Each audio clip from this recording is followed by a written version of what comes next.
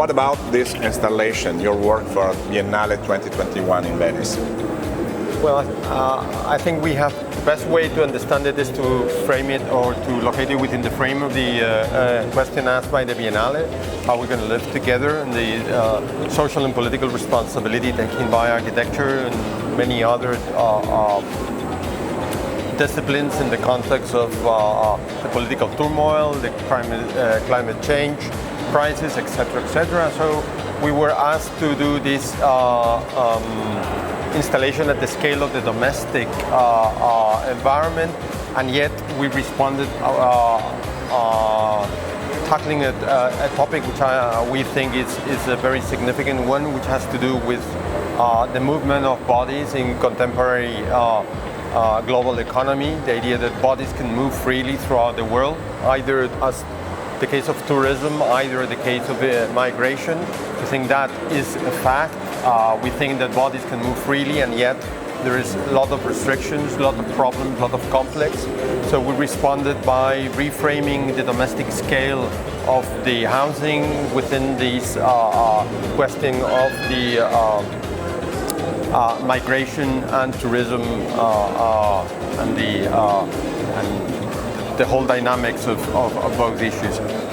And we created this sort of a virtual room, which is neither closed nor open, neither sitting on the ground nor floating, which reminds you all the different ways in which architecture is involved in the construction, in the literal construction of boundaries, limits, filters, and very often as well imaginary references and intensify images which move people one way or another. And what about the materials of this little pavilion? Suspense. Well, the materiality was a different problem. So there is an issue of content, and the content by means of which we responded to the question of the Biennale. And there was this second issue that is very much an architectural problem, which is the using the scale, the small scale of the installation to overcome its limitation, its physical limitation, but achieving the capability of talking about these larger issues, and yet making a piece that everybody would recognize it as an architectural piece. That was the result of thinking about structure, thinking about weight, thinking about materiality, and thinking about image and texture, and also aesthetics. So for that purpose, we split the installation in three pieces. One is the frame, which is still frame built in the upper part of the installation, hanging from above, from where two elements are suspended. One is the system of ceramic tubes built by Cumeya, which creates a sort of a screen and recreates the sense of this filtering into spaces which are there but you cannot access into them. And then the other one, which is the panels, the green panels by Finsa, which is also suspended from the frame, which confine the space and create a sort of enclosure at the domestic scale.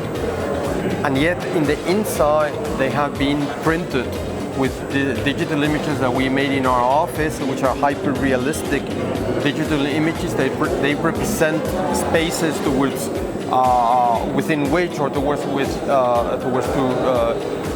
people move, but which are virtual spaces. They are not for real. They have been constructed, and they have been printed onto the other side of the panel. So we have the craftsmanship of the ceramics. We have the very sustainable and intelligent mode of fabrication of the green panels. And then in the next level of technological development, we have these amazing capabilities of digital imagery that is able to produce virtual spaces which seem to be perfectly real, and yet they have been constructed and they are materially in existence, so to speak. And what about wood, material of the future for sustainability and also environment? Well, I think that this layering of the materiality at three levels of technological development, like the craftsmanship of ceramics, which has been in the recent years completely changed and transformed by new modes of digital production and reproduction. And then the fact that in the case of the green panels by Finsa, that one of the main issues is that the panels are recyclable, that they are produced out of wood, but they can be again reassembled as a number of panels over and over again in a sort of a continuous and circular economy of materiality. And then the digitalization of images and the dependency of architecture of digital technology for the creation of images is also very significant. So at the three stages, the three cases, the three technologies depend very much on the technological development, also the actualization of technology for architecture. So last question about a possible common language of the architecture, contemporary architecture. What do you think about it?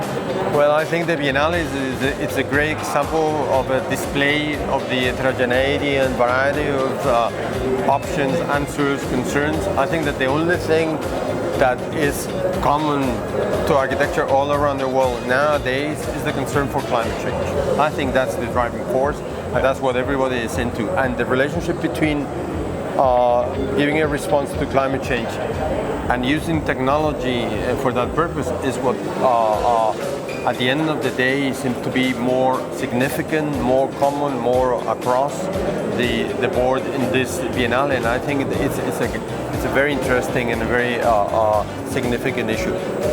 When it comes to language, I think architectural language, I think that has been left behind.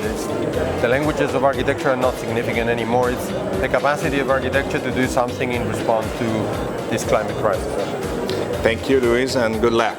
Thank you very much.